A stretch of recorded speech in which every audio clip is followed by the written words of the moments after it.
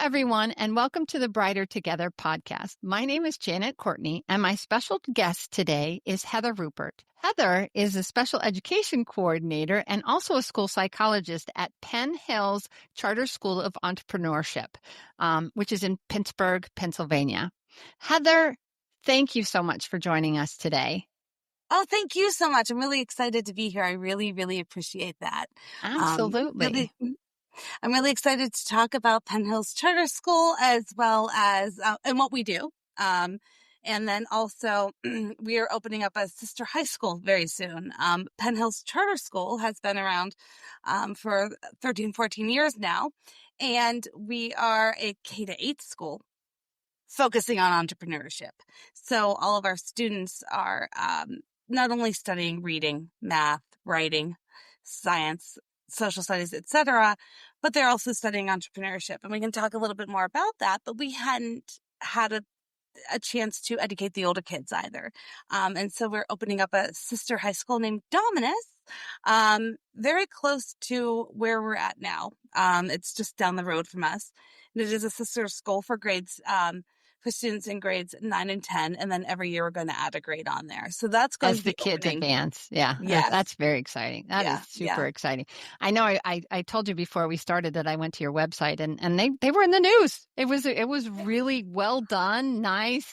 So at the end, you'll have to give people your website so that they can go and check that out, because it is so cool watching those kids doing their own little businesses and just really, I mean, they're going to come out equipped. Oh my really gosh. Equipped. It's actually a fantastic program, because whenever I've been here 12 years, I've been with Penn Hills Charter School for 12 years. And whenever I first came here, I'm not necessarily an entrepreneur, by nature. And I was thinking, how can I contribute as a special education coordinator, but also to the entrepreneurship aspect of it? I do theater. I do run theaters, and I'm like, oh my gosh, this relates to this. But on top of it, we're teaching our students from K, little 5-year-olds, all the way up to our 14-year-old 8th graders, literally life skills. I hear adults talk about all the time, we learned square dancing in gym class, but we don't know how to pay our taxes. We don't know what taxes are. We don't know how to write a check. We don't know how to job interview correctly. And of course we have physical education, and we have art classes, and we have tech classes. And those are things that are also important to us. Our focus is entrepreneurship. And so we teach 5 and 6-year-olds at an age appropriate level, how do we interview? Every student in grades K to 5, 6 have a job that they go to, or they manage the business, or they own the business. So you have the interns at the age of 5, 6 in their own classrooms learning what a job is, learning what an interview is, learning how to fill out a job application. And at 5, it might just be, this is how you write your name, and this is how you say, I want to work. You check off the word yes. Yeah. As you get older, right?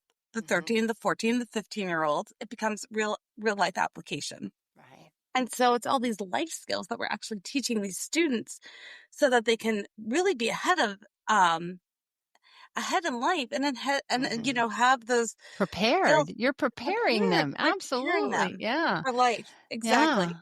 And they won't just be prepared. They're going to be go-getters. You're going to have go-getters that are going to change what's happening in Pittsburgh and go out there and change the world. That's exciting. Absolutely, that is absolutely, what we want to do is not only, do we want to build entrepreneurship skills for our students, but have them change the world, come up with ideas. We have graduates, right, from our 8th grade who run their own businesses, who, go on to college, who go on to business school. In fact, I was talking with a former student 2 years ago who's now at a local college named Duquesne University, and he's in the business school. And he actually said to me, Mrs. Rupert, he said, my freshman year was so easy because everything that I was being taught by my professors, I learned, and it was ingrained in me in 6th, 7th, 8th grade. Wow. He's like, I practically could have taught those intro to business courses. And that, and that just makes me feel so proud. Like we are absolutely accomplishing what we're setting out to accomplish at an earlier age so that they can continue to build those skills. Fantastic. Yes. So how does that, okay, so I'm going to take it back to Sure. how does that translate into your special education students? How do you apply that to what they're doing? You know what's so exciting is that kids in special education learn differently. We know Hmm. this. Yeah. And that's the entire point of a student having an individualized education program. Hmm. And a lot of IEP. times, the traditional learning of having 25, 30 children in a classroom, large group, small group, they need that specially designed instruction, Hmm. right? Those SDIs. Hmm. And it's really interesting because the way that the entrepreneurship program works is that this is so hands-on that a lot of times, a lot of kids in special education really, really, really respond well to let me see it. Let me practice it. Let Right. me grow. Let me create it with my own hands and let me engage and be creative and think outside of the box. It's almost like this program supports the learning of our Nice. students in special education services. And so much of the information that they're learning, it's your reading, it's your math, Hmm. it's your social studies, it's your Hmm. communication skills, it's your writing skills, all of these skills Hmm. that we're teaching in those academic classes, we're applying to the entrepreneurship program, and then vice versa. So that it sometimes works in reverse for our students with those special needs and who learn a little bit differently, right? That they're getting those Right. skills in that entrepreneurship program and then bringing them back and relating it back to the academics. And Very nice. mm-hmm, That's yeah, incredible. thank you. Thank you. And a lot of times our students um, who are in need of services, we do have those, we have life skills, we have learning support, we have autism support, we have kids with all different types of needs, right? Hmm. And it's not all just about the labels, right, of students. Yeah. I'm not No. Yeah. about that at all. But sometimes labels of services help us to understand what we can do and gives us a Hmm. common language. So I wanted to make sure that that you understand that that's where I'm coming from in Yeah, regards for to sure. that. But we do give those services out, especially for those academic classes. But a lot of times for the entrepreneurship program, uh, unless there's a child who needs something specific, right? Hmm. A lot of times kids don't need the supports in the entrepreneurship program that they Yeah, isn't need that interesting? Yeah. in Fantastic. in the regular education classrooms, especially because their peers are running the businesses. Mm. It's not being run by a teacher, it's being run by somebody there within their age group, right? Hmm. Yeah. And so the students own the businesses, the students manage the businesses, and the students are Hmm. employed in the businesses. Now there are obviously teachers and adults in every classroom Of course. Of course. who are Yeah. facilitating that, Understood. if they need Yeah. be, but it's Yeah. a student run business. So it Yeah, we understand you're not running a sweatshop. We get Yeah, that. we're not running a sweatshop. We are not, I promise you. Right, we're not running a sweatshop. I get that. But, I was thinking about that early on. right. I was like, we need to make that clear that you guys are doing amazing things. It's not about child labor. No, no, not at all. No, no, not at all. That's I funny. promise you. Yeah. I promise you, it's And not. if you watch the video, the video on your website does an amazing job explaining it too. So if anybody has questions, they can always go there. But yeah, it's impressive. It's really exciting that you guys are doing what you're doing. And I can so see some of the autistic students and if you have a specific learning disability, I mean, so many different areas where this would just like boom, translate right into what they're doing. So that's Yeah, exciting. it Really is exciting. exciting. It is exciting. And for anybody who's wondering, I know the charter schools, I always wonder about what are the special education, population. Obviously, we are a public charter school. I want to make sure that Right. everybody's aware of that. Mm-hmm. So Yeah. we can't and we don't discriminate. Mm-hmm. Right, of Um, course. but we have about 19% of we have about 530 students, give or Okay. take, in Penn Hills Charter School. And about 20% of those students, which is about state average, Okay. are in special education services. Mm-hmm. Um, and so we do have, we are a small charter school. So we have itinerant level and we have supplemental within building, right? Mm-hmm. Within our building. If a child does need full-time support, then Mm-hmm. that would be something that we would have to take a look at going to an outside source to Right. get those supports, because unfortunately we are smaller. We just don't have the Yeah. room for a full-time emotional support or autistic support classroom. But we do have students receiving life skills, Mm-hmm. autistic skills, emotional support skills at both the itinerant and the supplemental levels. Right. And so we have kids with bunch of different types of needs, who also bring really different types of strengths and creativity and ideas into our school. And they really, it's really cool to see everybody work together. And then in the classrooms, we do a lot of push-in. Or at least we try to do a lot of Yeah. push-in. Sometimes we Right. need to take it out for that small group reteaching. We know that. But we have teachers going into the classrooms, co-teaching with the regular education classroom, and then also pulling out. So that's what our special education program kind of looks like. Right. In regards to the type of services that we have. And then we also have a social worker, we have a school counselor, and, they do, as well as myself being the school psychologist, but they do a lot of social skill groups, anger management groups, um, individualized therapy when needed, Right. so that we get that emotional support that way as well. I think it's really great that that you're a school psychologist as well. I'm a speech therapist, and we're related services, but there's so much connection. I'm sure that in that you've taken from this role and brought into, and that's not to say that other people can't do it, but No, I but think that it just does prepare you, especially and when you're talking about how you guys, the model that you guys are using. I think that it all just kind of meshes together very well, which is really great. Yeah. yeah. Yeah, it really does. And that's really why I love that perspective of whenever I'm supervising the program and supervising the teachers, I really have that mental health background.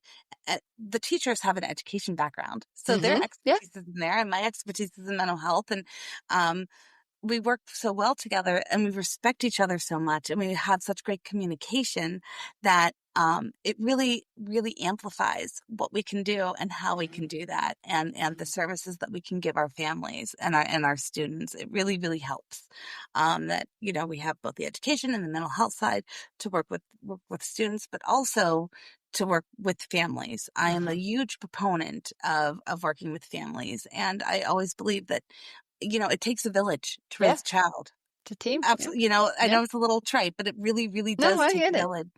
And Yeah. when the school and home work together and have communication skills and have a good relationship and have an open relationship with the other, we can actually move mountains, right? And we can really, really help a child become and reach their full potential. And so, my philosophy is you always have to be truthful, honest, communicative, respectful of parents. And I think from there, a relationship can be built, right? Oh yeah. Because without respect and trust, it's not going to work. And I think that it is a school's job, it's an administrator's job, it's a teacher's job to reach out to parents with that because I know sometimes guardians don't always have the best experiences sometimes. Yeah. And it can sometimes be a fight. And I'm well aware of that. I've seen that with my own family, right? Um, and so I have created or have aimed at creating a culture of openness, of honesty. And I think that as long as you have that and you can talk openly, honestly, and respectfully with each other, that, even if there's disagreements, that's okay. That's what makes the Yeah. world go round. That's Whenever you right. have a That's disagreement right. and different perspectives, that means that you can grow and get a better solution than what either one of the sides has, right? It's not always aggressive or it's not always a fight. It's always like, oh, you think this way, I think this way. Let's try to figure out why and what Yeah. might work best for that child. And that's what it's really about, right? Yeah. And I think that um Yeah. Bottom line when is the student, yeah, the child. right. Right. Absolutely. Right. Yeah. And when you have that trust in the family and they understand that and that they understand that you're coming from a good place, then that's what's going to help. And that's what really changes and makes a school not just a school, but a community. Right. Yeah. It sounds like you have a great team and you've fostered that and fostered those values into your team and to what you do. And that's really great. I think when you have, when you have a mission and like you guys have and you have really good vision and values, it drives everything. It's one of those things where you just have to, if you live your mission every day, it makes a difference. And ultimately the children are the ones that win, and the next generation, we're growing the next generation. And that's why Brighter Together is so important, because we really want to talk about and highlight the amazing things that are happening all over the United States with schools and with what you're doing. And it's exciting, and not everybody's going to hear about you. I mean, I didn't know what you guys were doing until we invited you to be on the podcast. And how great is that? So I'm always happy to make sure that we highlight and just are putting out there the amazing things that are happening. And you guys are doing it. And that's really, really neat. So well, I just want to say thank you for inviting me on here. And I really appreciate it. And I'm honored to be a guest. Before we get going, I would love to give out our website to anyone who's interested. We will. That's at the very end. I got one more question for you. We've gone. We've been talking for 16 minutes. Oh my believe it or not. I didn't even realize it. Yeah, isn't that great? It's great. It's been a great conversation. And just you talked about getting going. I'm like, we're almost to the end, girl. Okay. I'm a talker. No.